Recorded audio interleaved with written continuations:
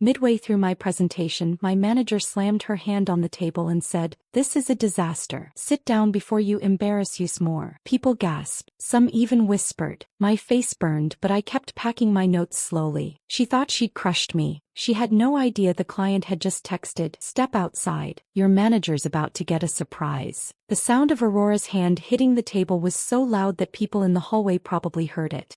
The conference room went dead silent. "This is a disaster." I was standing at the front of the room mid-sentence, explaining demographic clustering patterns to the Meridian Group client and half of Silverton Analytics leadership team. My PowerPoint slide glowed on the screen behind me. 11 weeks of research distilled into charts and algorithms and insights that could secure a $14 million contract. Then Aurora Winters stood up. "Sit down before you embarrass us more." My manager's voice cut through the room with surgical precision. 14 people stopped breathing. The VP of operations looked away like he couldn't bear to watch. Marcus Brennan from accounting leaned toward his neighbor and whispered something that made them both grimace. This wasn't happening. This couldn't be happening. People are actually making decisions based on this? Aurora continued, her tone dripping with manufactured concern. "Hannah, I don't know where you learned market segmentation, but this methodology is fundamentally broken." My face went hot. My hands started trembling. 2 years at this company, countless overnight sessions,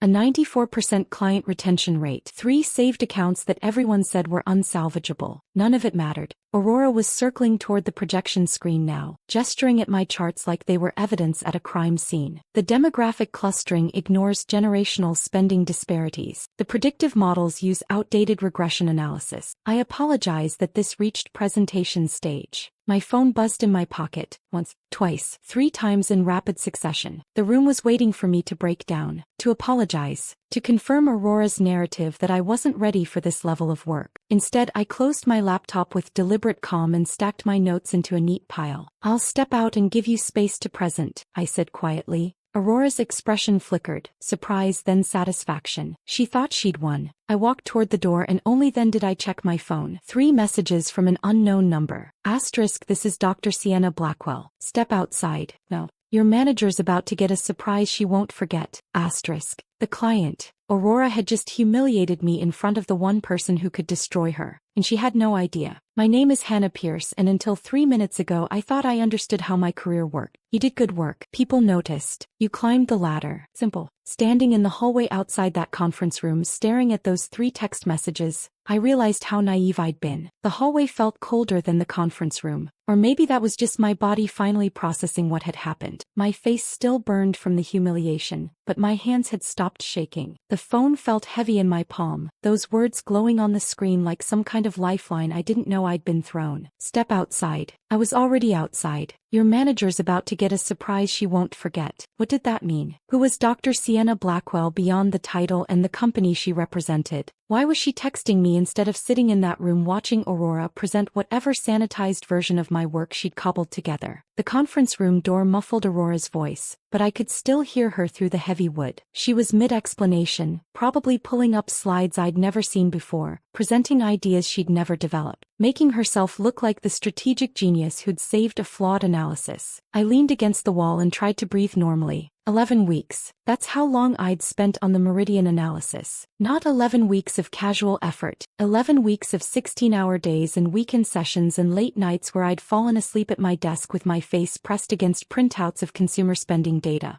I'd interviewed 200 people across 8 markets, built predictive algorithms from scratch that accounted for 17 different variables, cross-referenced spending patterns with psychographic profiles in ways I'd never attempted before. The clustering analysis alone had taken 3 weeks to perfect, and I'd refined the confidence intervals so many times that I could recite the formulas in my sleep. This wasn't just another project. This was the best work I'd ever done. And Aurora had requested my complete files yesterday afternoon, the first time she'd shown any interest in the Meridian account since assigning it to me 3 months ago. She'd said she wanted context for the client meeting, said she trusted me but wanted to be prepared to answer strategic questions. I'd sent everything, every file, every iteration, every piece of analysis I'd built. Now I understood why. She'd needed my work so she could figure out how to destroy it. My phone buzzed again. A 4th message. 2 minutes. Rooftop terrace. I looked up and down the empty hallway. The elevators were 30 feet away. The rooftop terrace was 6 floors up, a space usually reserved for executive meetings and expensive client lunches. This felt insane. The client was texting me, telling me to meet her, while my manager was inside that conference room probably explaining how she'd single-handedly salvaged my incompetent analysis. I should have stayed. Should have walked back in there and defended my work. Should have explained that Aurora's criticisms were based on preliminary drafts I'd already refined and improved. But what would that accomplish? I was a senior analyst. She was a senior director. In a room full of executives and clients, whose word would carry more weight. The elevator timed softly when I pressed the button. The door slid open on an empty car that smelled faintly of coffee and expensive cologne. I stepped inside and hit the button for the rooftop level. As the elevator climbed, I caught my reflection in the polished steel doors. I looked exactly how I felt. Face flushed, eyes too bright, posture rigid with tension I couldn't release. My gray blazer was perfectly pressed. My blouse was wrinkle-free. My hair was pulled back in a professional ponytail that suddenly felt too tight. I looked like someone who had their life together. I felt like someone whose career was imploding in real time. The elevator doors opened onto a small hallway that led to glass doors and beyond them the rooftop terrace. Chicago's skyline sprawled in every direction under heavy gray clouds that threatened rain. The terrace was empty except for a few tables with closed umbrellas and a woman standing near the railing, her back to me. Dr. Sienna Blackwell. She turned when she heard the door open. Silver-streaked dark hair pulled into a severe bun. Designer glasses that probably cost more than my monthly car payment. A charcoal suit that fit like it had been tailored specifically for her, which it probably had been. She was tall, maybe 5'10", and carried herself with the kind of absolute confidence that comes from being unquestionably right about complicated things for several decades. "Hannah Pierce," she said. Not a question. A statement. I nodded, not trusting my voice. "Walk with me." She gestured toward the far end of the terrace, away from the doors and any possibility of being overheard. We walked in silence. Wind whipped across the open space, carrying the smell of distant rain and exhaust from the streets far below. The city hummed with traffic and construction and 1,000 conversations happening in buildings that surrounded us on all sides. When we reached the railing, Dr. Blackwell stopped and turned to face me directly. "Your manager," she began, her tone clinical and precise, "doesn't understand your work because she's never done work at that level." I opened my mouth, closed it. What was the appropriate response to that? "The clustering analysis you presented," she continued, "uses modified Blackwell segmentation. I know because I invented Blackwell segmentation." The world tilted slightly. "The adaptations you made, integrating generational spending with geographic volatility, represent a significant methodological advancement. Your confidence interval calculations use a modified Bayesian approach that reduces margin of error by approximately 30% compared to standard frameworks." He paused, letting that sink in. "Your manager just spent 10 minutes in that conference room explaining why methodology I pioneered is fundamentally broken. She did this with absolute certainty in front of me, because she has no idea who I am beyond my title." My brain was struggling to process what she was saying. Dr. Sienna Blackwell. The Sienna Blackwell. I'd read her research. I'd used her frameworks. I'd cited her work in academic papers and professional analyses. She'd invented the methodology I'd adapted for my meridian analysis, and Aurora had just publicly declared it broken. "Dr. Blackwell, Sienna." Her voice remained clinical, but something predatory flickered behind her neutral expression. "I need you to understand what just happened in that room. Your manager didn't critique your work because it was flawed. She critiqued it because she doesn't understand it. And she doesn't understand it because she's never produced work of that caliber herself." The full picture was starting to come into focus, but it was too big, too overwhelming to fully comprehend. "She requested your files yesterday," Sienna continued, "not to review them, to find something she could use against you. She accessed your preliminary drafts, the versions you created 3 weeks ago and then refined, and she's presenting those early versions as the correct approach." "How do you know that?" The words came out before I could stop them. Sienna's smile was sharp. "Because someone in your IT department forwarded me your complete file history last night. Creation dates, revision logs, metadata showing every iteration and improvement you made. I've spent the past 12 hours reviewing your actual work, not the degraded version your manager is currently presenting." My head was spinning. Someone had sent my files to the client, without my knowledge, without authorization. "Who?" I asked. "Someone who's watched Aurora Winters destroy careers before." Sienna's expression hardened. "Someone who decided it was time to stop her." The wind picked up, pulling strands of hair loose from my ponytail. Below us, Chicago continued its its relentless rhythm, oblivious to the fact that my entire understanding of the past 8 months was being rewritten. Aurora became your manager 8 months ago, Sienna said. It wasn't a question. I nodded. And since then, how many of your projects has she claimed credit for? The answer came immediately, painfully clear. All of them. Sienna nodded like I'd confirmed something she already knew. She's done this before. Different company. Same pattern. There was an analyst at Redstone Consulting named David Park, brilliant risk assessment specialist. Aurora was his supervisor. She took credit for a model he'd spent 2 years developing. When he complained, the company buried it and pushed him out. My stomach turned. I suspected she might try the same thing here, Sienna continued. That's why I requested this meeting. That's why I asked specifically to see the analyst who'd produced the preliminary Meridian research. I wanted to evaluate the person behind the work, not just the work itself. You came here to test her, I said slowly. I came here to see if my suspicions were correct. Sienna's voice was cold now. And in the first 10 minutes of that meeting, your manager confirmed everything I suspected. She doesn't understand your methodology. She can't explain your algorithms. She's presenting work she didn't create and can't comprehend. She turned to face the skyline, her profile sharp against the gray cloud. So now you have a choice, Hannah. You can go back to that conference room, accept Aurora's narrative, and watch her build her career on your work. Or you can trust me for the next hour and let me show you what happens when incompetence meets accountability. I stared at Sienna, the wind pulling loose strands of hair across my face. What does that mean? What happens when incompetence meets accountability? She checked her watch. A sleek silver piece that probably cost more than my entire wardrobe. It means I'm going back into that conference room in approximately 4 minutes, and I'm going to ask your manager some very specific technical questions about the methodology she just criticized. My stomach dropped. She won't be able to answer them. Exactly. Sienna's expression remained neutral, but there was something predatory in her eyes. And when that becomes obvious to everyone in that room, the VP of operations, the CEO, all those junior analysts watching, the narrative shifts. Suddenly, it's not about your competence. It's about hers. She turned toward the terrace doors, then paused. I need you to do something for me, Hannah. Go back to your desk. Pull up every major project you've worked on since Aurora became your supervisor.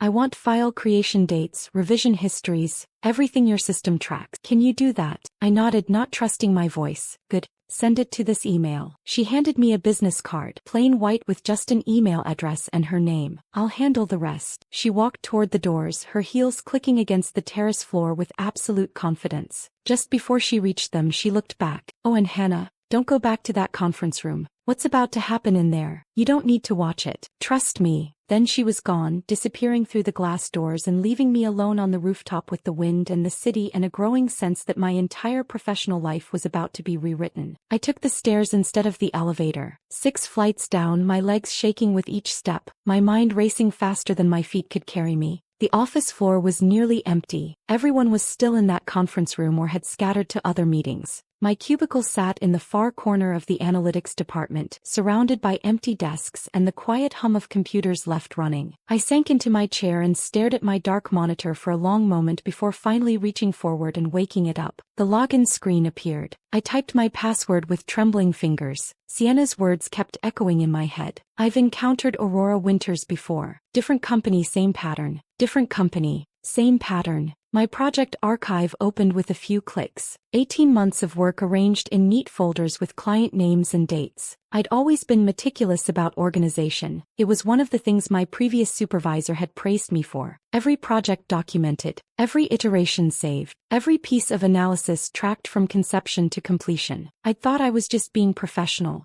Now I realized I'd been building evidence. I started with the Hartley manufacturing analysis from March. 6 weeks of work developing a supply chain optimization model that could predict disruption patterns based on 17 different variables. I'd interviewed logistics managers across 4 states, built databases tracking shipping routes, inventory levels, seasonal fluctuations, and supplier reliability. The algorithm I'd created could forecast potential bottlenecks with 83% accuracy. I pulled up the file properties. Creation date, March 3rd. Last modified by me, April 12th. The final report that went to the board was dated April 15th, 3 days after I'd finished, with Aurora's name listed as primary author and mine buried in the acknowledgments as analytical support. My hands started shaking again. The Riverside retail project from July. I'd spent 5 weeks developing a geographic expansion algorithm that identified underserved markets by analyzing demographic data, competitor locations, traffic patterns, and consumer spending habits. The model had pinpointed 3 cities where Riverside could expand with minimal competition and maximum profitability. 87% accuracy in market gap identification. Aurora's quarterly review from August claimed she'd pioneered a novel approach to market gap analysis that revolutionized our strategic planning capabilities. Pioneered. Revolutionary. Her words for my work. I kept scrolling and the pattern became impossible to ignore. The Davidson Hotel Group assessment from October.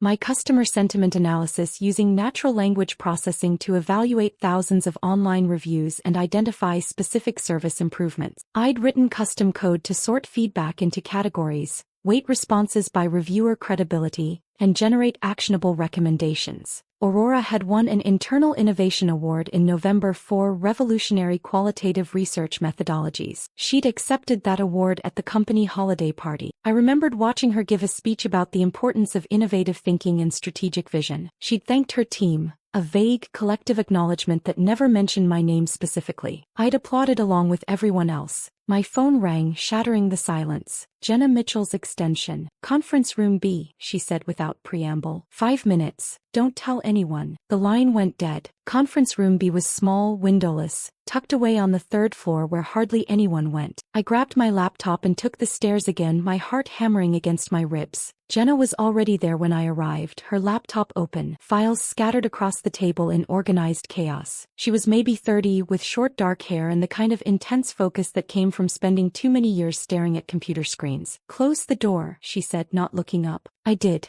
After you left that presentation, Jenna began, her fingers flying across her keyboard. I did something I probably shouldn't have. Actually, I did it last night, but you need to know about it now. My stomach tightened. What did you do? When Aurora requested your complete Meridian files yesterday, I created a duplicate set. She finally looked at me, her expression fierce. And I forwarded everything to Dr. Blackwell. The original versions with all metadata intact. Creation dates, revision history, your authorship stamps embedded in the code. I sat down heavily in the nearest chair. You sent my files to the client? Without asking me, I sent the truth to someone who would recognize it. Jenna's voice was steady, unapologetic. Hannah, Aurora's been doing this for 8 months. You're the 4th analyst I've watched her destroy. 4th. The word hung in the air between us. David Park was the first, Jenna continued, pulling up a spreadsheet that looked like access logs. Then Maria Santos. Then Kyle Brennan, Marcus's cousin actually, which is why Marcus was whispering during your presentation. He knows exactly what Aurora does. She turned her laptop toward me. The spreadsheet showed file access patterns, timestamps of when Aurora had requested preliminary work from different analysts, then when she'd presented final versions as her own. March 3rd, Hannah Pierce creates Hartley Manufacturing Analysis. April 14th, Aurora Winters accesses files. April 15th, Aurora Winters presents to board. July 8th, Hannah Pierce creates Riverside Retail Algorithm. August 2nd, Aurora Winters accesses files. August 3rd, Aurora Winters presents in quarterly review. The pattern repeated across multiple projects, multiple analysts. I'm in IT,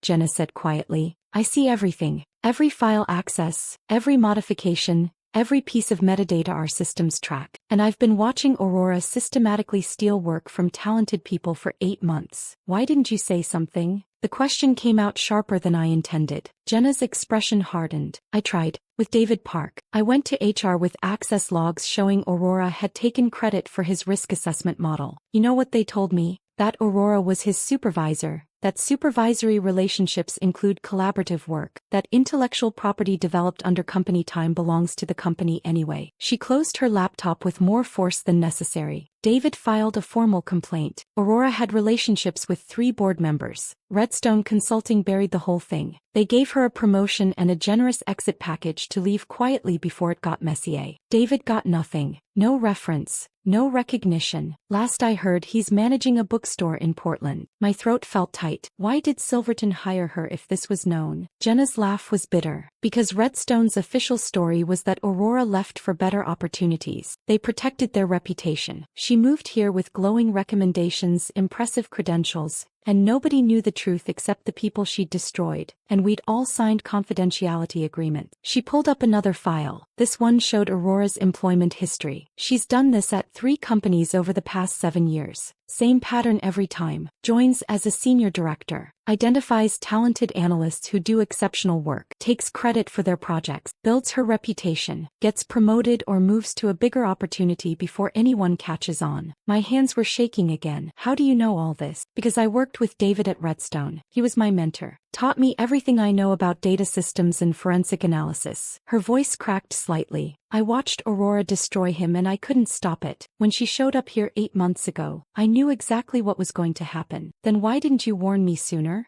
I wasn't angry, just confused, desperate to understand. I did warn you, Jenna said quietly, 3 months ago, in the break room. Remember? The memory surfaced slowly, Jenna pulling me aside, her voice urgent and low. You need to be careful with Aurora. Document everything. Keep your own copies. I'd thanked her and dismissed the concern. Told her my work spoke for itself. Assured her that timestamps and metadata would prove authorship if questions ever arose. You told me timestamps could be explained away, I said slowly, thinking. Aurora's good at that, framing everything as collaborative work, supervisory refinement, strategic oversight. Jenna's expression was grim. What you needed was someone who would stand up and say they saw what really happened. Someone with credibility and power. Dr. Blackwell. Exactly. Jenna reopened her laptop. When I saw Aurora request your Meridian files yesterday, I knew she was going to pull the same thing she did with David. So I made a choice. I sent your complete file history to Dr. Blackwell with a note explaining Aurora's pattern. My breath caught. What did the note say? The truth. That Aurora Winters has a history of intellectual property theft. That she's done this at multiple companies. That you're the 4th analyst at Silverton alone. Jenna met my eyes. I also sent her David's original files from Redstone. He gave me permission years ago to share them if Aurora's pattern continued. The implications were staggering. Jenna, you could lose your job for this. I know. Her voice was steady, but I'm tired of watching talented people get crushed because nobody has the courage to fight back. David didn't have anyone willing to stand up for him. Maria Santos was too scared. Kyle left before it got worse. She leaned forward, her expression intense. But you, Hannah, you've got Dr. Blackwell on your side now. And she's not the type to let this slide. She invented the methodology Aurora just publicly criticized. She has the credibility and authority to expose what's happening. My phone buzzed. An email from an address I didn't recognize. Hannah, received your file history. Patterns confirmed. Stay at your desk. What happens next may move quickly. SB. Sienna Blackwell. I looked at Jenna. She's going back into that conference room right now. She's going to ask Aurora technical questions. Jenna's smile was sharp. Questions Aurora won't be able to answer. And then what happens? Then the truth comes out. Jenna stood, gathering her files. And Aurora Winters finally faces consequences for what she's been doing. She headed toward the door, then paused. Hannah, whatever happens next, don't apologize. Don't minimize your work. Don't let anyone tell you that you needed Aurora to make your analysis matter. Her voice was fierce. You're brilliant.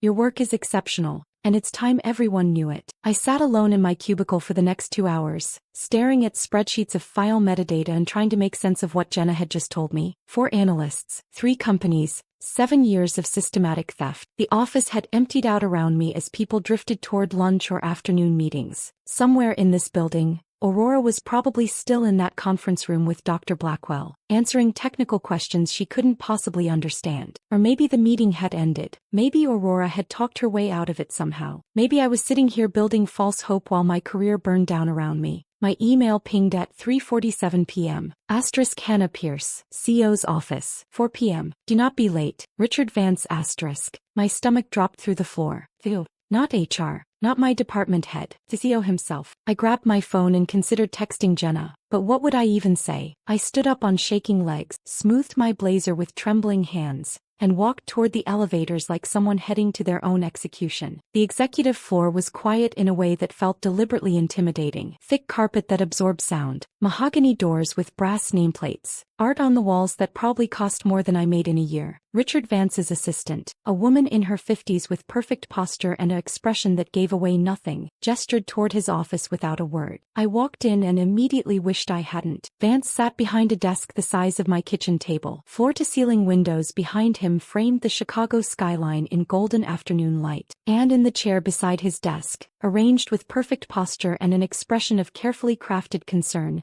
sat Aurora Winters. She looked up when I entered and something flickered across her face too quickly for me to identify. Surprise, satisfaction, fear. Hannah, sit. Vance's voice was clipped, professional, completely devoid of warmth. I sat in the remaining chair, which was positioned slightly lower than Aurora's. A power play so subtle most people probably wouldn't notice it. I noticed. Aurora has raised some troubling issues about your work on the Meridian project. Vance began without preamble. She suggested that perhaps you weren't ready for an account of this magnitude. My throat closed. I tried to swallow and couldn't. She's also mentioned, he continued, his eyes boring into me with uncomfortable intensity, that you've been resistant to feedback and supervision, that you've demonstrated a pattern of defensive behavior when your work is critiqued. Aurora leaned forward slightly, her voice gentle and concerned. Hannah, I know you've worked hard on this project. I'm not questioning your effort. But the reality is that your approach to this analysis showed fundamental gaps in understanding. He paused, letting that sink in. I'm not trying to punish you, she continued, her tone almost maternal now. I'm trying to help you grow. Sometimes we need honest feedback to recognize our limitations. I stared at her, this woman who'd stolen 8 months of my professional life, and felt something shift inside me. Not anger, that would come later. This was colder, clearer. Recognition. He was good at this, really good.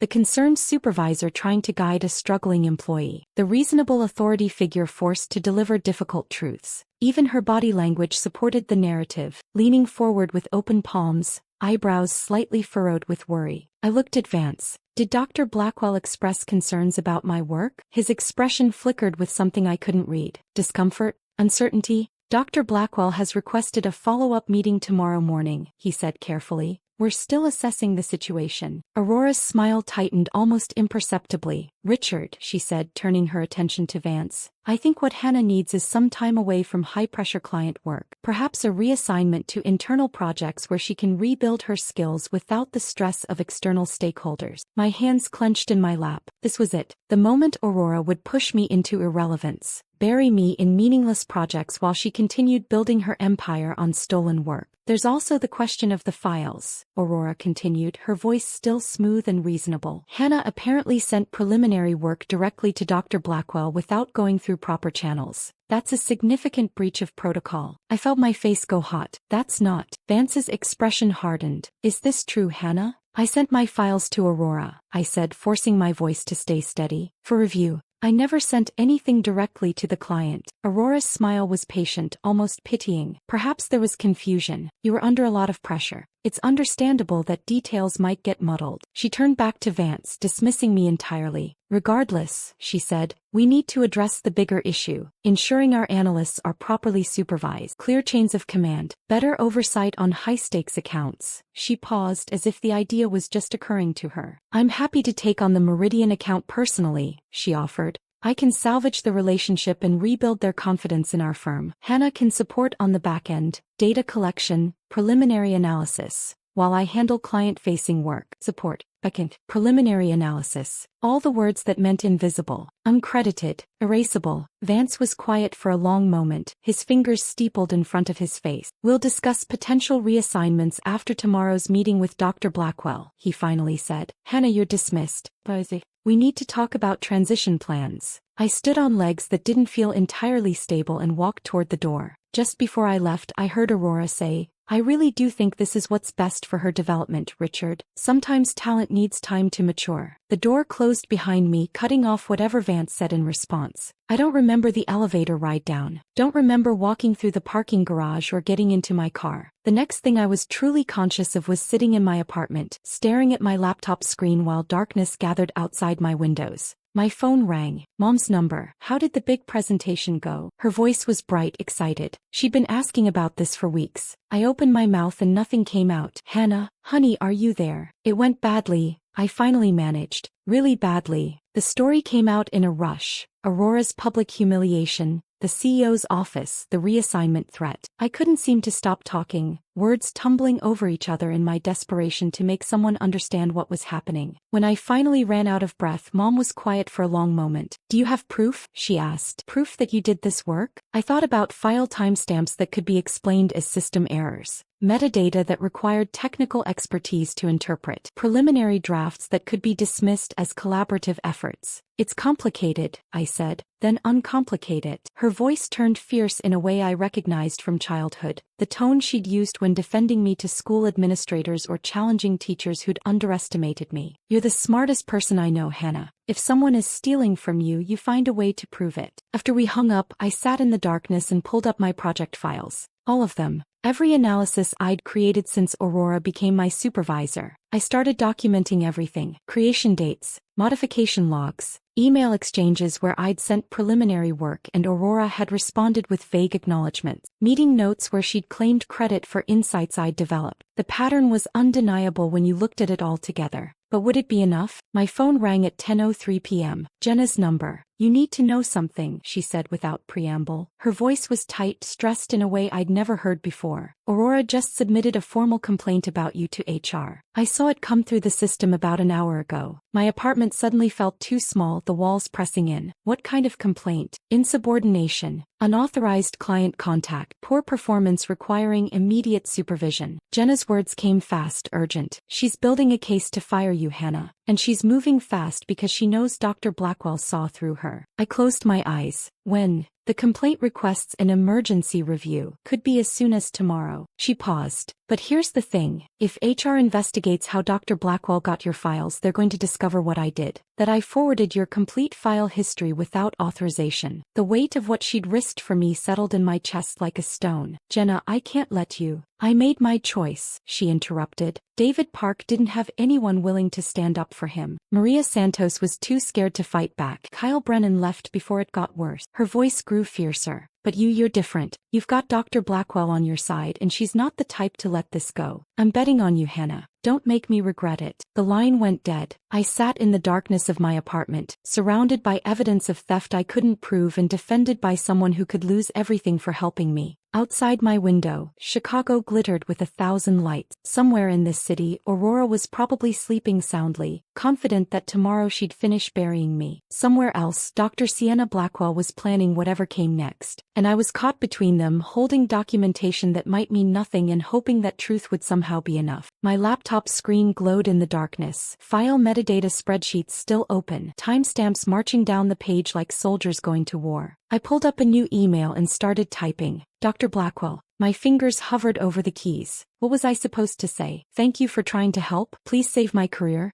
I'm sorry for dragging you into this mess." I deleted the draft and tried again. "Dr. Blackwell." Attached are complete file histories for all major projects completed under Aurora Winter's supervision. You'll see the pattern. "I hope it's enough." Hannah Pierce. I attached the documentation I'd spent the evening compiling and hit send before I could second-guess myself. The email disappeared into the void. I closed my laptop and sat in darkness, wondering if tomorrow would bring vindication or ending, wondering if there was any difference between the two. I didn't sleep. I lay in bed watching headlights from passing cars sweep across my ceiling, playing out tomorrow's scenarios in my head. Aurora would deny everything. Vance would believe her because she was senior director and I was just an analyst. Dr. Blackwell's intervention would be dismissed as client interference in internal matters. By the time my alarm went off at 6, I'd already been awake for 2 hours. I dressed carefully, navy blazer, white blouse, minimal jewelry, professional armor for whatever was coming. My hands shook as I applied mascara, making me have to start over twice. The email I'd sent to Dr. Blackwell last night had received no response. Maybe she'd changed her mind. Maybe she'd decided this wasn't worth the political complications. Maybe I was about to walk into a building where everyone already knew I was finished. I drove to Silverton on autopilot, my mind blank with exhausted anxiety. The parking garage was nearly empty at 7:15. I sat in my car for 10 minutes, watching the clock tick closer to the moment I'd have to go inside and face whatever came next. At 7:20 10:28 my phone buzzed. Main conference room. No. Vance's assistant. My stomach dropped. The executive assistant who'd sent the message was waiting by the elevators when I stepped into the lobby. Her expression was carefully neutral, but something in her eyes looked almost sympathetic. "They're waiting for you," she said quietly, gesturing toward the elevator. My legs felt disconnected from my body as I followed her. The elevator ride was silent. She stood beside me, staring straight ahead, saying nothing. When the doors opened on the executive floor, she led me past Vance's office to the main conference room, the large one used for board meetings and major client presentations. Through the glass wall, I could see 3 people seated at the long table. P.O. Richard Vance at the head, General Counsel Patricia Monroe to his left, a woman I'd only seen from a distance, sharp-featured with steel-gray hair and an expression that gave away nothing, and Dr. Sienna Blackwell to his right, a leather portfolio open in front of her, looking like she belonged there. Aurora was nowhere to be seen. The assistant opened the door. "Miss Pierce is here." Sienna looked up, her expression unreadable behind those designer glasses. "Hannah, thank you for joining us. Please sit." I sat in the chair across from her, hyper-aware of how exposed I felt with 3 sets of eyes focused on me. "I've been explaining to Richard and Patricia," Sienna began, her tone professional but carrying an edge I hadn't heard before, "that Meridian Group has specific requirements for this engagement." Vance shifted in his seat. "Dr. Blackwell, we're absolutely committed to meeting your needs, but..." Sienna raised one hand, cutting him off with a gesture so casual it was almost insulting. "Let me be clear," she said. "The analysis Hannah presented yesterday demonstrates sophisticated understanding of consumer segmentation methodology that I pioneered. The critique offered by Ms. Winters was not only inaccurate, it revealed fundamental misunderstanding of basic analytical frameworks." She slid a document across the table toward Vance and Patricia. I couldn't see what it was from my angle. "This is a comparison of file metadata," Sienna continued, "from the work Hannah submitted versus the presentation Ms. Winters delivered yesterday. The timestamps, revision histories, and embedded authorship data tell a very specific story." Patricia Monroe picked up the document, her eyes scanning the pages with increasing focus. Her expression didn't change, but something tightened around her mouth. "These files show," Patricia said slowly, reading from the document, "that the original analysis was created by Hannah Pierce over an 11-week period beginning February 14th. She looked up at Vance. "Ms. Winters accessed these files for the first time yesterday at 2:47 p.m. The silence in the room was absolute. She made superficial modifications," Patricia continued, "and presented a degraded version of preliminary work as the correct approach." Her voice was clinical, lawyer-precise. "The metadata is unambiguous." Vance's face had gone carefully blank. "Dr. Blackwell, I appreciate you bringing this to our attention, but employee supervision practices. I've also compiled similar metadata comparisons," Sienna interrupted, pulling additional documents from her portfolio, "for 3 other major projects completed during Ms. Winters' tenure: Hartley Manufacturing, Riverside Retail, Davidson Hotel Group." She spread the documents across the table like evidence at a trial. "In each case, the pattern is identical. Hannah Pierce creates sophisticated analytical work over weeks or months. Ms. Winters accesses the files shortly before presentation, claims authorship, receives credit for methodologies she demonstrably does not understand." My heart was hammering so hard I could feel it in my throat. Patricia was reading through the documents now, her expression growing darker with each page. "Richard, these timestamps are concerning," Vance finished. "I agree. But metadata can sometimes be misleading. Supervisory relationships involve collaborative." "These aren't allegations," Sienna cut in, her voice turning cold. "They're documented facts. The question is what Silverton Analytics intends to do about them." She closed her portfolio with a snap that echoed in the quiet room. "Because Meridian Group will not engage with a firm that allows systematic intellectual property theft to go unchallenged." The threat hung in the air. $14 million. The biggest contract Silverton had pursued in 5 years. Gone unless they addressed this. Vance's jaw worked silently for a moment. Then he turned to his assistant, who was still standing by the door. "Get Aurora Winters up here. Now." We waited in tense silence. Patricia reviewed the documents again, making notes on a legal pad. Vance stared out the window at the Chicago skyline, his expression unreadable. Sienna sat perfectly still, her posture radiating calm authority. I felt like I was watching my life happen to someone else. 15 minutes later, the door opened and Aurora walked in. person. She was dressed impeccably as always, charcoal suit, silk blouse, heels that clicked authoritatively against the floor. But when she saw who was assembled in the room, something flickered across her face. Confusion first, then controlled alarm. Richard. Her voice carried just the right note of professional concern. What's this about? Vance gestured to an empty chair. We're reviewing the Meridian presentation. Some questions have come up about project authorship.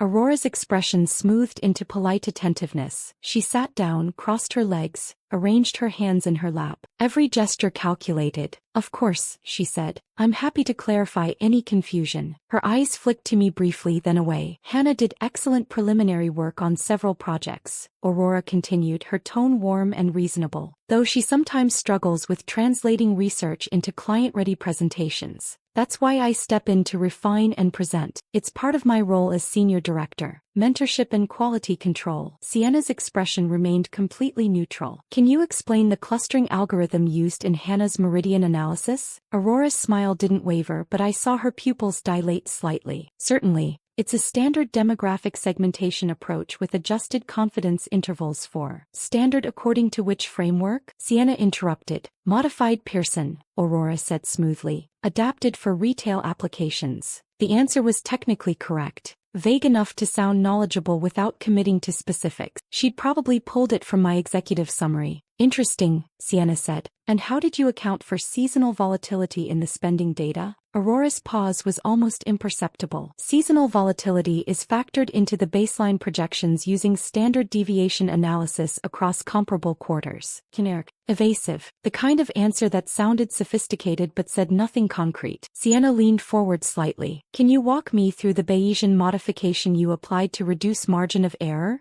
I'd need to review the specific technical documentation to speak to those details, Aurora said, her smile still in place but strained now. You claim to have authored those technical details, Sienna replied. You presented them to this firm's leadership and to my organization as your strategic framework. Aurora's composure cracked just slightly. I supervised the development of. The metadata shows no supervisory involvement during the 11-week creation period, Patricia Monroe cut in. Her voice was sharp now, lawyer direct. You accessed Hannah's files for the first time 23 hours before the presentation. Aurora's eyes darted to Patricia, then to Vance. That's not. I reviewed preliminary versions. The access logs might not capture. The access logs capture everything, a new voice said from the doorway. Jenna Mitchell stood there, laptop under her arm, expression calm and professional. Patricia nodded at her. Ms. Mitchell, thank you for joining us. Can you explain our file access and modification tracking systems for everyone present? Jenna entered and connected her laptop to the conference room display. Within seconds, a visual timeline appeared on the screen, my Meridian project files laid out in chronological detail. Every file created on our network, Jenna explained, her voice steady, contains embedded metadata. Creation dates, modification history, authorship stamps, access logs. This data is automatically backed up to our secure servers and cannot be altered without creating a separate audit trail. She highlighted sections of the timeline as she spoke. These files were created by Hannah Pierce beginning February 14th. The work progressed through multiple iterations over 11 weeks,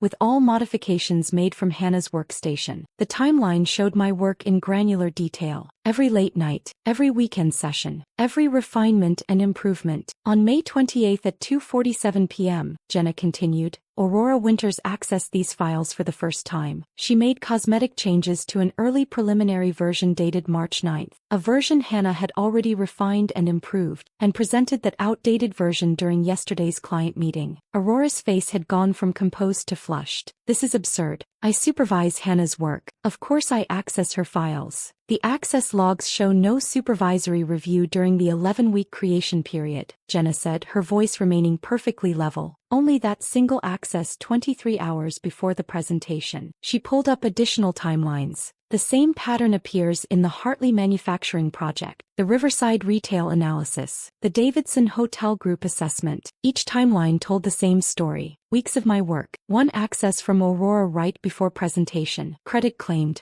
Authorship erased. The room had gone completely silent. Aurora stared at the screen, her carefully constructed composure finally crumbling into something raw and desperate. Aurora stared at the screen showing her systematic theft laid out in irrefutable timelines. and for a long moment nobody moved. Then Patricia Monroe closed her laptop with deliberate finality. "We're going to take a brief recess. 15 minutes. Aurora stood on unsteady legs, her earlier confidence completely evaporated. She walked toward the door without looking at anyone, her heels clicking against the floor in a rhythm that sounded nothing like the assured stride from 20 minutes ago. The door closed behind her. Vance exhaled slowly, rubbing his temples. "Patricia, what are we looking at here legally?" "Intellectual property theft at minimum," Patricia said, her voice clipped and professional. "Potentially fraud if the billing discrepancies prove systematic." He turned to Jenna. "I need complete access logs for every project Aurora supervised." "Everything," Jenna nodded. "I'll have it within the hour." Sienna stood, gathering her materials. "I'm going to make some calls. Hannah, come with me." I followed her into the hallway, legs still shaking from adrenaline and relief and a dozen other emotions I couldn't name. We walked to a small break room at the end of the hall. Sienna filled 2 cups with coffee from a machine that looked like it cost more than my car, handed me one and leaned against the counter. "How are you holding up?" she asked. "I don't know," I admitted. "I keep waiting for Aurora to talk her way out of this somehow." "She won't." Sienna's voice was certain. "The evidence is too clear. But this is going to get more complicated before it's resolved." Before I could ask what she meant, Jenna appeared in the doorway. "Maria Santos is here," she said quietly. "And Kyle Brennan flew in from Denver this morning. They both want to talk to Patricia." My heart stopped. "They came back." Jenna nodded. "I reached out to them after yesterday's meeting, told them what was happening. They're ready to go on record about what Aurora did to them." Patricia reconvened the meeting 30 minutes later in a larger conference room. When I walked in, 2 people I'd never met sat at the table alongside Vance, Patricia, and Sienna.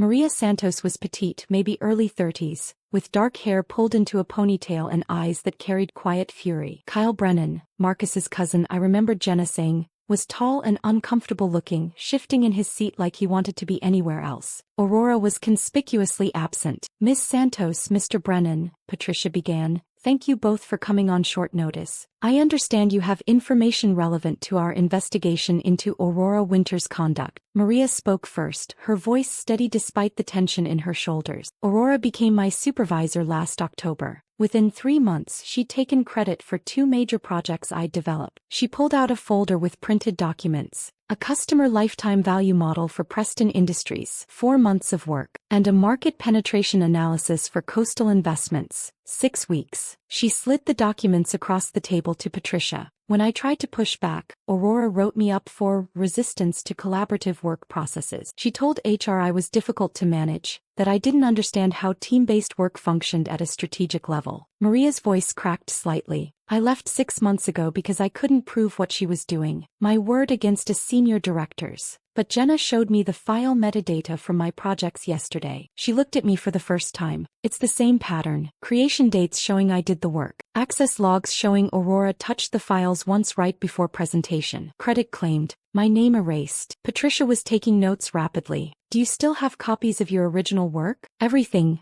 Maria said. "I kept personal backups of all my files when I left. I didn't know what I'd do with them, but I couldn't let it all just disappear." Kyle cleared his throat. "I have something similar, but it goes back further." All eyes turned to him. "I worked at Redstone Consulting before coming to Silverton," he said. "So did Aurora. There was an analyst there named David Park, one of the best risk assessment specialists in the industry." His jaw tightened. "Aurora was David's supervisor for about 8 months. During that time, David developed a proprietary model that transformed how Redstone evaluated client portfolios, risk scoring algorithms that could predict potential issues months before they surfaced." Kyle pulled out his own folder, thicker than Maria's. Aurora presented it to Redstone's board as her own innovation. When David complained, she claimed he'd been working under her direction, that the intellectual property belonged to her as the senior director overseeing the project. The room had gone completely quiet. "Redstone's leadership buried it," Kyle continued, his voice bitter. "Aurora had relationships with 3 board members. They gave her a promotion and a generous exit package to leave before the situation got messy. Made it look like she was moving on to bigger opportunities." "And David Park?" Sienna asked. "Pushed out with a confidentiality agreement and no reference." Kyle's hands clenched on the table. "Last I heard, he's managing a bookstore in Portland. Out of the industry entirely." Patricia leaned forward. "Do you have documentation?" "David gave me copies of everything before he left," Kyle said. "Original work files with creation dates and metadata. Research notes. Email exchanges where he explained his methodology to Aurora because she kept asking basic questions about how it worked. He pushed the folder toward Patricia. He also signed a release allowing me to share these if Aurora's pattern continued elsewhere. He wanted to make sure she couldn't do this to anyone else. Vance looked like he'd been struck. Why didn't you say something when she was hired here? Kyle met his eyes. Because I was afraid. Because I'd watched Redstone protect her and destroy David's career. Because confidentiality agreements are scary when you're just trying to survive in this industry. His voice hardened. But I'm not making that mistake again. Patricia was comparing documents now, laying out timelines from Maria's projects, Kyle's Redstone materials, and my own work. The pattern was undeniable. This isn't isolated misconduct, she said quietly. This is a career built on systematic theft across multiple companies. Sienna stood, walking to the window overlooking the city. The question now is what Silverton Analytics plans to do about it. Before Vance could respond, Jenna knocked on the door and entered without waiting for acknowledgement. You need to see this, she said, connecting her laptop to the display. Billing records filled the screen. Client invoices cross-referenced with internal time logs. I pulled billing data for every project Aurora supervised, Jenna explained. There's a consistent pattern of hour inflation. She highlighted specific entries. Hannah worked 298 hours on the Thomson-Hardy analysis. The client was billed for 340 hours. The additional 42 hours were attributed to Aurora's executive oversight and strategic refinement at her director-level rate. Patricia's expression darkened. How much? $27,300, Jenna said. For work the file logs prove Aurora never performed. He pulled up more records. Hartley Manufacturing, Hannah worked 312 hours. Billed for 365. Riverside Retail, Hannah worked 247 hours. Billed for 290. Davidson Hotel Group, Hannah worked 189 hours. Billed for 225. The numbers kept coming, project after project. Across all projects Aurora supervised in the past 8 months, Jenna said, her voice tight. Clients were overbilled approximately $215,000 for work attributed to Aurora that file logs prove she didn't perform. The room went deadly silent. This isn't just intellectual property theft anymore, Patricia said, her lawyer's voice cold and precise. This is client fraud. Wire fraud, potentially, given the interstate nature of these transactions. We're looking at federal charges if clients decide to pursue this. Vance's face had gone gray. Are you certain about these numbers? The billing records are unambiguous, Jenna replied, cross-referenced with file access logs, timestamps, and modification histories. Aurora claimed hours for analytical development and technical implementation on work she demonstrably never touched. The door opened and Aurora walked back in, summoned by Patricia's assistant. She looked at the screen showing billing records and went completely still. Ms. Winters, Patricia said, sliding invoices across the table. These bills specifically itemize your hours as analytical development and technical implementation. Can you provide documentation of this work? Emails, meeting notes, revised methodologies, anything showing you performed the hours you charged clients for. Aurora's hands trembled as she picked up the invoices. Those hours represent strategic oversight, methodology refinement, client relationship management, work that happens outside of direct file access. Work you can't document, Patricia stated. I don't track every email and conversation, Aurora insisted, her voice rising. The work happened. Sienna, who'd been silent throughout the billing discussion, finally turned from the window. Ms. Winters, she said, her voice carrying absolute authority. I've reviewed your supposed refinements to Hannah's meridian analysis. You took a sophisticated predictive model using modified Bayesian approaches and replaced it with basic linear regression. She walked back to the table, her expression cold. You degraded the work, then presented the degraded version as superior. That's not refinement. That's incompetence masquerading as expertise. Aurora's face flushed with anger. You have no right to. I have every right, Sienna cut her off, her voice turning to ice. You publicly criticized methodology I created, in front of me, while attempting to steal work from an analyst who actually understands it. She leaned forward slightly. I'm not just a client, Ms. Winters. I'm the Blackwell in Blackwell segmentation, and I will not allow my research to be weaponized against talented analysts by someone who doesn't understand the first principle of consumer psychology. Aurora opened her mouth, closed it. For the first time since I'd known her, she had nothing to say. Patricia Monroe dismissed the meeting 20 minutes later, after Aurora left the conference room without another word. The silence she left behind felt heavier than her presence had been. Hannah, can you stay for a moment? Patricia asked. I nodded, watching as Vance, Maria, Kyle and Jenna filed out. Sienna remained seated, her expression unreadable. When the door closed, Patricia pulled out a legal pad covered in notes. We're placing Aurora on immediate administrative leave pending a full investigation, she said, her voice businesslike. I'll be conducting interviews with every analyst who worked under her supervision and reviewing all client billings from the past 8 months. He paused, studying me carefully. Hannah, you should know that this is going to get complicated. If we pursue the billing fraud angle, which we're legally obligated to report if we confirm it, this becomes a matter for federal investigators. My stomach dropped. Federal investigators? Wire fraud is a federal crime, Patricia said. The amounts involved, the interstate nature of the clients, the systematic pattern. If we report this to the affected clients, which we're required to do, they may press charges. The room suddenly felt too small. I didn't want to destroy her career, I said quietly. I just wanted recognition for my work. Patricia's expression softened slightly. I understand, but once we opened this door, we discovered a pattern that goes beyond intellectual property disputes. 3 clients were systematically overbilled for work that wasn't performed. That's not something we can ignore regardless of your intention. She leaned forward. The question is, are you prepared for what comes next? Because Aurora will fight back. She has resources, connections, and a strong incentive to discredit you and everyone else who's come forward. Sienna spoke for the first time since the others had left. She's already started. Both Patricia and I looked at her. I received a call during the recess, Sienna explained, from someone on Silverton's board. They wanted to know if Meridian was considering other analytics firms given the unfortunate internal complications that had arisen. Patricia's jaw tightened. Who called you? Does it matter? Sienna's smile was thin. Aurora's making moves, testing whether she can isolate Hannah by positioning this as a disgruntled employee situation rather than systematic fraud. My hands were shaking again. I pressed them flat against my legs. What did you tell them? I asked. That Meridian's position is unchanged. We won't engage with Silverton unless Hannah Pierce leads our account. Sienna's voice was firm. But you should both know, Aurora's not done fighting. I left Silverton at 6 that evening,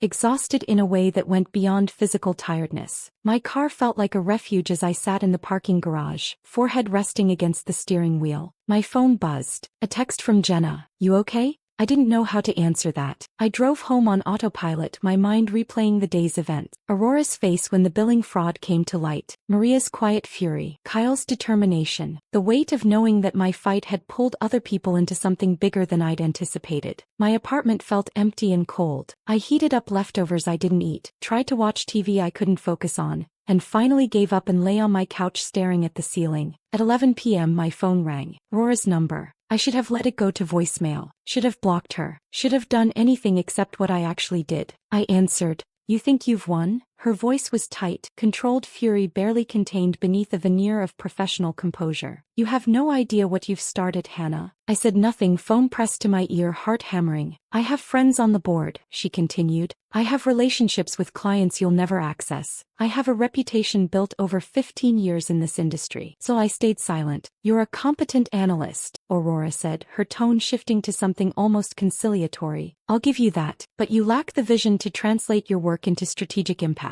That's what I provided, the executive perspective that made your technical efforts meaningful to people who make decisions. The sheer audacity of it took my breath away. I made your work matter, she pressed. I gave you visibility, recognition, opportunities you would never have had presenting dry analytical reports to boardrooms. And this is how you repay me? By collaborating with Blackwell to engineer some sort of ambush. I found my voice. You stole from me. I elevated your work. You erased my name from it, I shot back. You took credit for projects I spent months developing. You billed clients for hours you never worked. Aurora's laugh was bitter. I built my career on understanding power dynamics that you're too naive to recognize. Talent without visibility is worthless. Ideas without the right person presenting them go nowhere. So you just decided that person should be you? Someone had to be, she said. And yes, I made that choice. Because I understood something you still don't. This industry doesn't reward the smartest person. It rewards the person who knows how to package intelligence in ways that matter to people with money and influence. By stealing it, by recognizing opportunity and seizing it. Her voice hardened. You think Blackwell's intervention changes anything?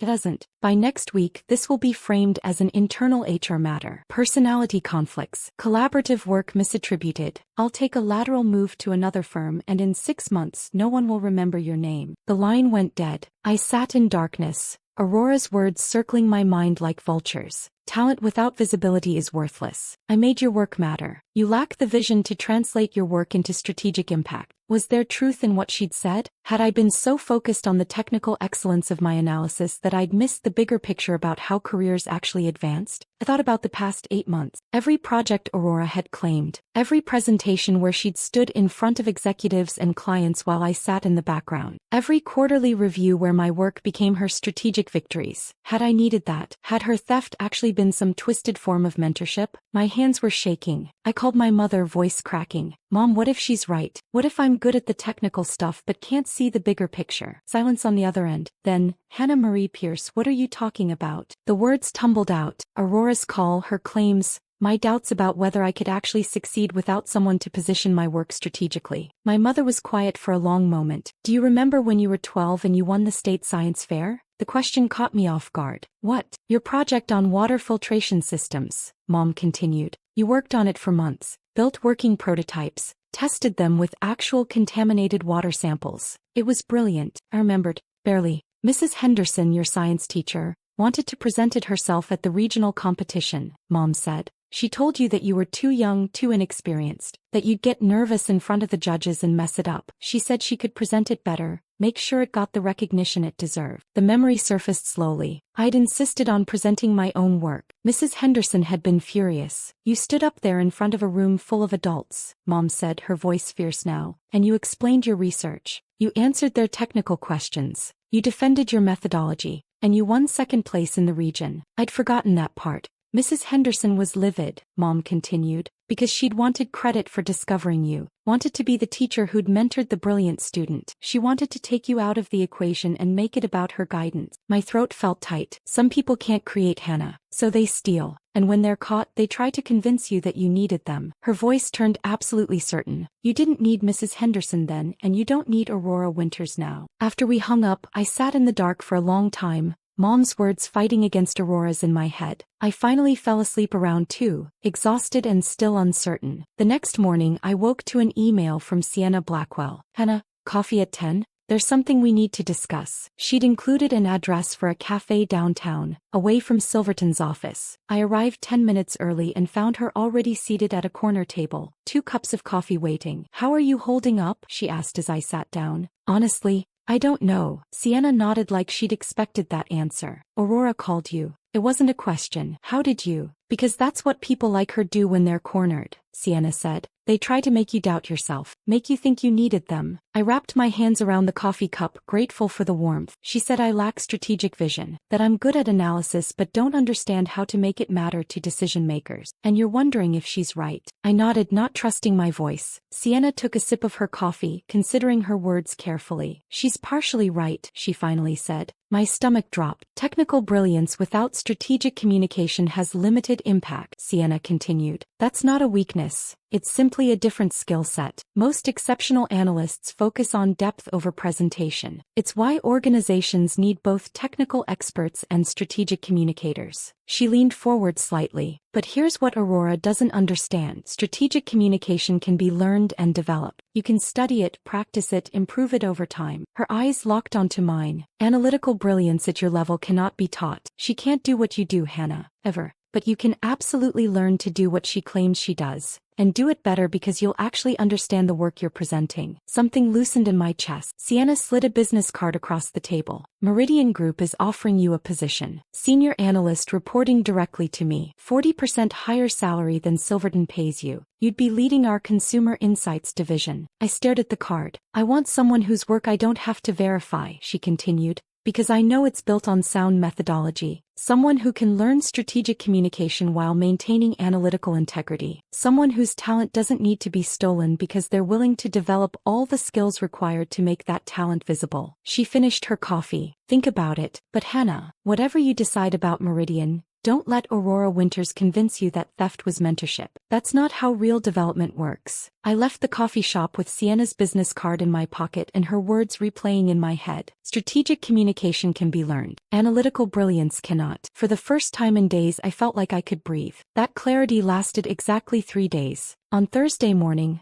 I received an email from Patricia Monroe's assistant. Emergency board meeting. Friday 9 a.m. Your attendance is required. My stomach dropped. Emergency board meetings meant decisions were being made. Final decisions. I barely slept Thursday night. Friday morning, I arrived at Silverton's main conference room at 8:50 to find it already packed with people. The entire board of directors sat along one side of the massive table. 7 men and women in expensive suits who I'd only ever seen in company newsletters. Aurora sat on the opposite side with a man I didn't recognize, both of them surrounded by files and legal pads. Her attorney, I realized. Maria Santos and Kyle Brennan sat in chairs along the back wall. Jenna was there too, laptop ready. Dr. Sienna Blackwell occupied a seat near the board, positioned as both observer and participant. Every chair was filled except one, directly across from Aurora. For me, I sat down, my hands shaking slightly as I placed them in my lap. Board Chair Carolyn Winters, a woman in her early 60s with silver hair and an expression that gave away nothing, called the meeting to order. We're here to address serious allegations regarding project authorship and client billing practices during Ms. Aurora Winters' tenure as Senior Director of Strategic Insights. Her voice was formal, precise. Our General Counsel has completed a preliminary investigation. She gestured to Patricia Monroe. Patricia stood, distributing bound reports to each board member. The document was at least 30 pages thick. Over the past 5 days, I've conducted interviews with 12 analysts who worked under Ms. Winters' supervision, Patricia began. I've reviewed file access logs, billing records, and metadata from 43 projects completed during her 8-month tenure at Silverton. He paused, letting that number sink in. We've identified 17 projects where significant discrepancies exist between actual work performed and client billings submitted. In total, clients were overbilled approximately $215,000 for work attributed to Ms. Winters that file metadata proves she did not perform. The number hung in the air. $215,000. Aurora's attorney, a thin man with wire-rimmed glasses, immediately raised his hand. Ms. Monroe, with respect, metadata can be manipulated. File access logs can be misinterpreted. My client supervised these analysts. Her contributions cannot be measured solely by direct file modification. The metadata comes from 3 separate backup systems, Patricia replied calmly, including off-site servers maintained by our IT security contractor. Manipulation would require coordinated breach of multiple secure systems, which our forensic analysis shows did not occur. The attorney's mouth tightened, but he said nothing. Carolyn Winters looked at Aurora. Ms. Winters, you'll have an opportunity to respond. But first, we're going to hear from several parties who have direct knowledge of the projects in question. He turned to Sienna. Dr. Blackwell, as our client and as someone with expertise in the methodologies at issue, would you like to begin? Sienna stood with the same calm authority I'd seen on the rooftop terrace days ago. May I ask Ms. Winters some questions about the work she claims to have supervised? Carolyn nodded. Proceed. What followed was surgical. Sienna asked Aurora to explain the clustering algorithm in my meridian analysis. Not just the high-level approach but the specific mathematical frameworks underlying it. Aurora's answer started confident. It's a demographic segmentation approach using modified Pearson correlation with adjusted confidence intervals to account for. Modified according to which baseline? Sienna interrupted. Kramer leads? Standard Pearson?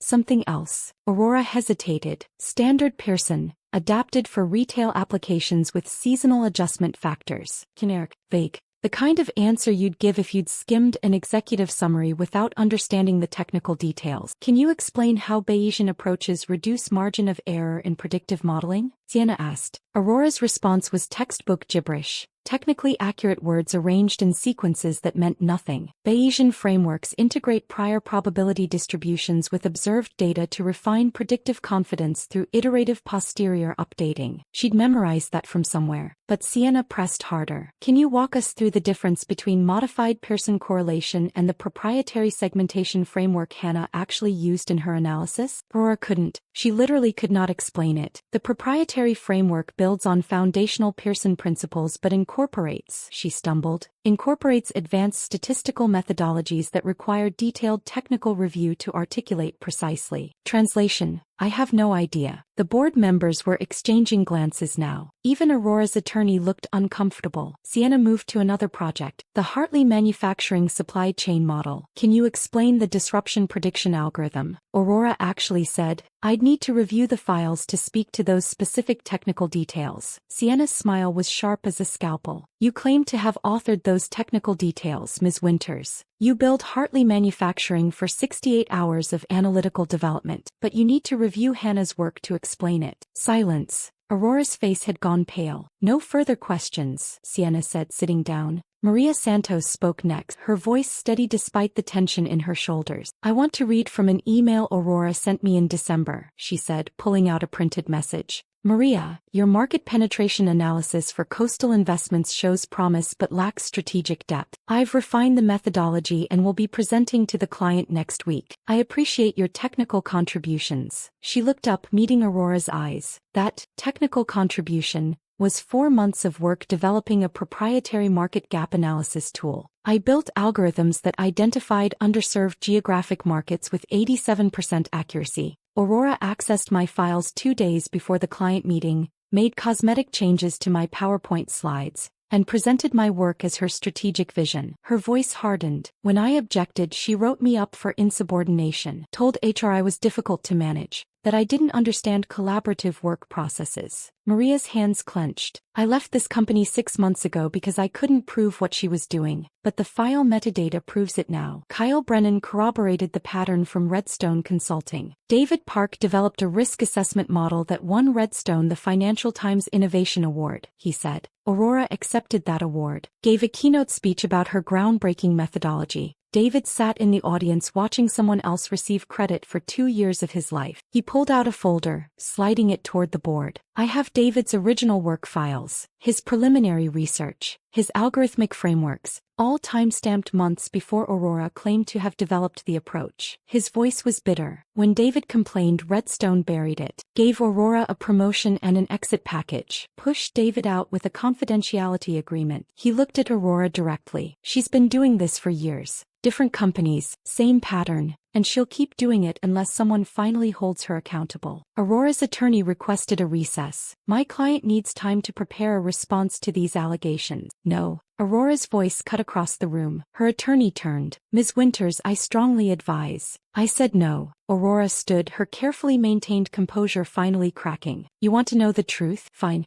Let's talk about truth. She looked around the room, her expression a mixture of defiance and desperation. Yes, I took their preliminary work and made it presentable. Yes, I framed their technical obsessions into strategic narratives that clients could actually understand and pay for. Her voice rose. That's what leadership is. That's what I was hired to do. The board members sat frozen. These analysts, Hannah, Maria, David Park, they're brilliant at building models and running algorithms, Aurora continued, but they have no idea how to sell that work, how to position it, how to make it matter in a boardroom where decisions get made. She gestured dismissively toward me. I did that. I made their work valuable. I gave it visibility and strategic context. Without me, their analyses would have been filed away and forgotten. The room was absolutely silent. Sienna Blackwell stood slowly. Ms. Winters, she said, her voice cold enough to freeze. Leadership is not theft. Strategic communication is not fraud. She walked toward Aurora's side of the table. What you did wasn't elevate other people's work. You erased them from it entirely. You claimed authorship. You accepted awards. You charged clients premium rates for executive oversight you never provided. Aurora's hands trembled as she gripped the table edge. "This is a witch hunt," she shot back. "You've all decided I'm the villain in some morality play. But every single person in this room knows that business is about more than who writes the code or builds the model." Her voice turned desperate. "It's about who has the relationships, the vision, the authority to make things happen. I did what was necessary to ensure quality work reached the people who mattered." Carolyn Winters' voice cut through the tension like a blade. "It's also about honesty, Ms. Winters." Her tone was ice. "And you billed our clients $215,000 for work you demonstrably did not perform." She stood, her authority filling the room. "That's not leadership. That's not strategic vision. That's fraud." The board voted 30 minutes later. Unanimous. Aurora Winters was terminated effective immediately. Carolyn Winters read the decision in the same formal tone she'd used to open the meeting. "Ms. Winters, your employment with Silverton Analytics is terminated for cause. You will be escorted from the building today. All access to company systems has been revoked. You will receive information regarding final compensation and benefits via certified mail." She paused. "Additionally, the board is authorizing a full forensic audit of all projects completed during your tenure. We will be notifying affected clients of billing discrepancies and offering full restitution. We are also legally obligated to report this matter to federal authorities,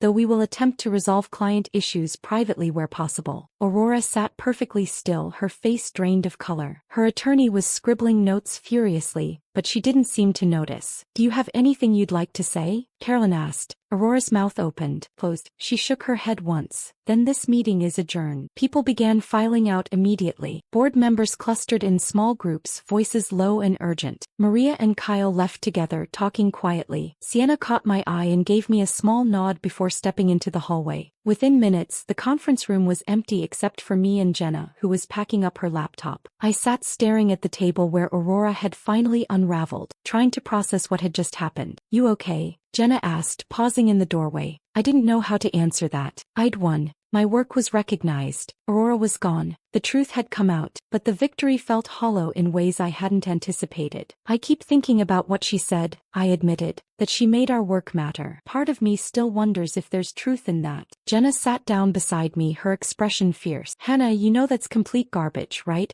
Aurora didn't make your work matter. Your work mattered because it was brilliant. What she did was steal credit and gaslight you into thinking you needed her." She pulled out her phone and scrolled through her email. "Look at this. From a client you worked with 18 months ago, before Aurora." She turned the screen toward me. "Hannah's market analysis transformed our expansion strategy. Her insights were precise, actionable, and delivered with exceptional clarity. We've requested her specifically for our next project." The email was dated March of last year, 2 months before Aurora joined Silverton. "You didn't need Aurora then," Jenna said. "And you don't need her now. You never did." Over the next week, 3 things happened that I didn't anticipate. First, 2 junior analysts who'd been close to Aurora, who'd sat in her office for mentoring sessions and praised her leadership style, submitted their resignations. Not because they were implicated in her fraud, because they genuinely believed in her, and the revelations had shattered something fundamental about how they understood their workplace. I saw one of them, Emily, a bright analyst fresh out of grad school, crying in the bathroom on Tuesday. When she saw me, she looked embarrassed and quickly left. Second, Marcus Brennan from accounting started avoiding me in the hallways. The cousin of Kyle, the man who'd whispered during my disastrous presentation, who'd known what Aurora was doing and said nothing until it was safe. When we passed each other near the elevators on Wednesday, he looked away and pretended to be checking his phone. Cowardice has a particular look to it after you've seen courage up close. Third, Patricia Monroe called me into her office on Thursday with a stack of internal emails. "I found something you need to see," she said, spreading the documents across her desk. They were project assignments from the past 6 months. My name appeared on the original distribution lists, then disappeared in subsequent revisions. Work I should have been leading had been quietly diverted to other teams. "Aurora had been systematically cutting you out of high-visibility opportunities," Patricia explained. "These reassignments, the performance concerns she raised with Vance, the blocked promotions she recommended, it was all designed to marginalize you." She pulled up another email. "Aurora to Vance, dated 3 months ago. Hannah shows strong technical skills but lacks the leadership presence for senior client work. I recommend focusing her on back-end analysis while we develop other team members for client-facing roles." Back-end analysis. Invisible work, the kind that never leads to promotions or recognition. She wasn't just stealing your work, Patricia said quietly. She was actively destroying your career trajectory. I stared at the emails, feeling sick. Why are you showing me this? Because you should know the full scope of what she did. Patricia's voice was firm. And because you should understand that what happened in that boardroom wasn't just about one presentation. It was about dismantling a systematic pattern of abuse that could have ended your career. I accepted Sienna's offer that afternoon. My last day at Silverton was 2 weeks later, on a Friday that felt surreal in its normalcy. Colleagues stopped by my cubicle to say goodbye. Some seemed genuinely sad. Others looked uncomfortable, like I was a reminder of something ugly they'd all witnessed and failed to stop. No one mentioned Aurora directly. I packed my things, 2 years of professional life fitting into 3 cardboard boxes, files I'd saved, a plant someone had given me for my 1-year anniversary, a coffee mug with the company logo that I almost threw away but didn't. Maria Santos sent me a message around noon. Thank you for fighting. I couldn't. But watching you stand up gave me something I'd lost. Proof that the truth still matters. Good luck at Meridian. You're going to be incredible.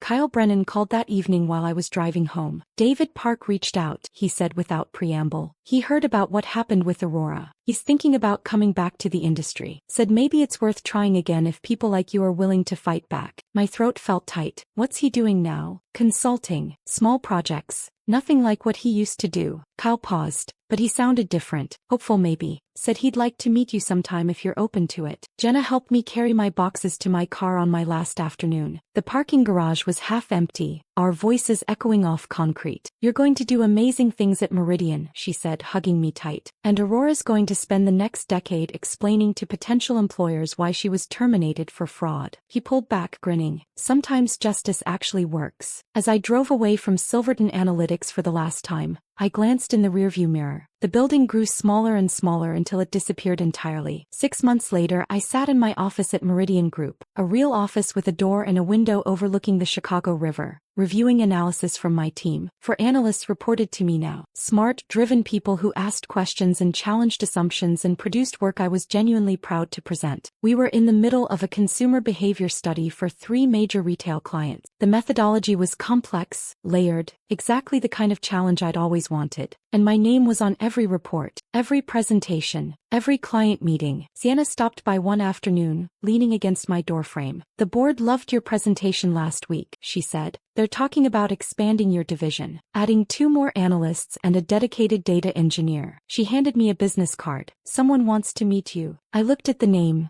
David Park. Consultant, risk assessment and strategic analysis. He's thinking about partnering with Meridian on a project, Sienna explained. Integration of risk frameworks with consumer insights. He specifically requested to work with you. She smiled slightly, said he wanted to collaborate with someone who understood what it meant to have your work stolen and still find the courage to stand up. I met David the following week at a coffee shop downtown. He was quieter than I expected, thoughtful. Mid-40s with graying hair and eyes that carried weight, the kind that comes from having your career destroyed and then slowly rebuilt from nothing. But when he started talking about risk modeling, something lit up behind his careful exterior. The same passion I felt for consumer analytics, the same drive to find patterns others miss. We started collaborating on a hybrid project. His risk frameworks integrated with my consumer insights, predicting not just what consumers would buy, but what factors might disrupt those patterns. The work was some of the best either of us had ever produced. One evening, working late in Meridian's conference room, David set down his pen and looked at me. Aurora taught me that talent without protection is vulnerable, he said quietly. That brilliant work can be stolen if you're not careful. If you don't document everything. If you trust the wrong people. He paused. But you taught me something more important. That integrity is its own protection. Because when the truth finally comes out, the people who built their careers on lies have nothing left. His voice grew stronger. But people like us, we always have our work. I thought about Aurora, somewhere out there probably rebuilding her career with a new company, new analysts, new opportunities for theft. Part of me hoped she'd changed. Most of me knew she hadn't, but that wasn't my burden to carry anymore. My phone buzzed. An email from one of my analysts with preliminary findings from our latest study. Smart observations. Innovative approaches. Work I'd get to present next week with her name properly credited, the way it should have always been. I looked out my office window at Chicago glittering in the twilight. This city where I'd been humiliated in a conference room 6 months ago, where I'd stood on a rooftop terrace while Sienna Blackwell explained that competence wasn't the same as theft, where I'd learned that sometimes the best revenge isn't destruction. It's becoming so undeniably excellent that when the moment of truth arrives, justice doesn't need your hand to deliver it. It delivers itself. My work spoke for itself now. And when it did, the whole room listened, not because someone else was presenting it, but because I'd finally learned something Aurora never understood. Talent doesn't need to be stolen to matter. It just needs to be seen. And sometimes being seen requires nothing more than refusing to be erased. This story of calculated justice had you holding your breath. Smash that like button right now. My favorite part was when Sienna exposed Aurora's incompetence by asking technical questions she couldn't answer. What was your favorite moment? Drop it in the comments below. Don't miss more powerful stories like this. Subscribe and hit that notification bell so you never miss an upload.